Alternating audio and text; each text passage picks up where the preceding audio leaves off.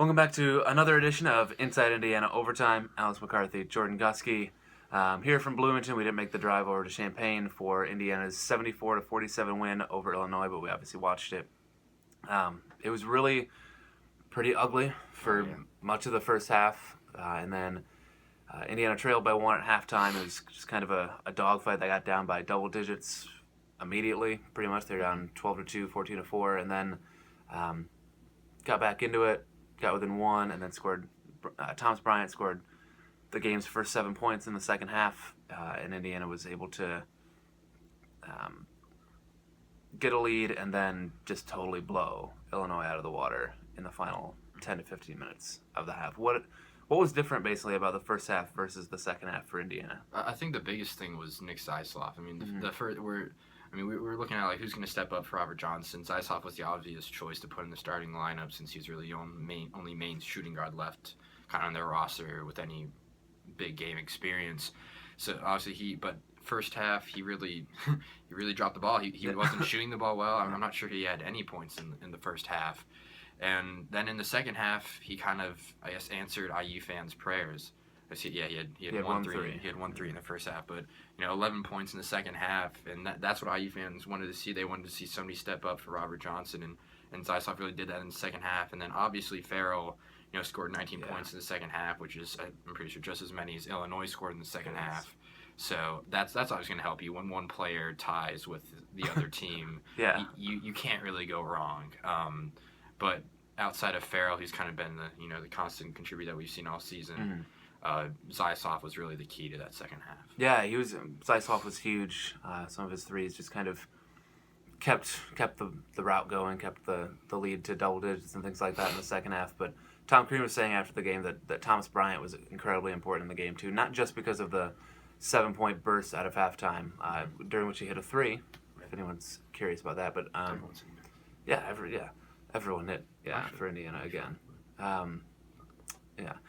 But Tom Crean was talking about just the way that Bryant was playing in the paint and moving the ball through the paint was incredibly valuable for IU tonight.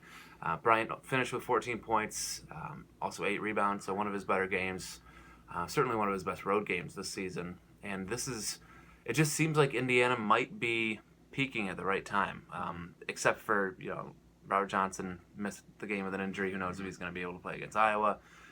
Troy Williams got his thigh bruised during the game, but he seems fine. He came back into the game later on. So maybe health-wise, Indiana isn't exactly where it wants to be, but a lot of teams at this point in the season are dealing with guys being banged up, guys being tired, things like that. But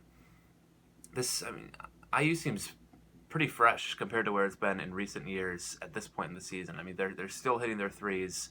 I think they were 7 for 11 in the second half, or 10 for 17, from 3 in the second half.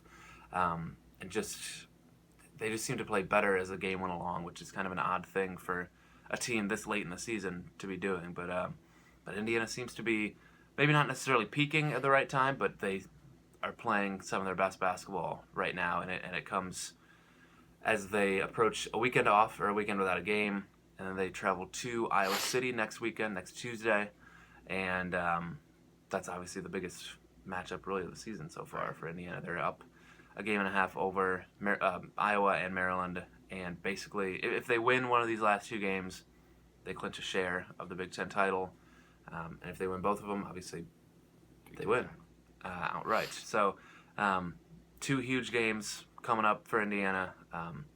This is, again, kind of the middle of the stretch where we were looking at before the season to find out what this Indiana team is really all about, and they've performed very well recently. Obviously, the Purdue loss, or the Penn State loss, doesn't look great. But other than that, Indiana's really played well enough to win the Big Ten outright title. I don't know. We'll see what happens going into this closing stretch here. But I don't know.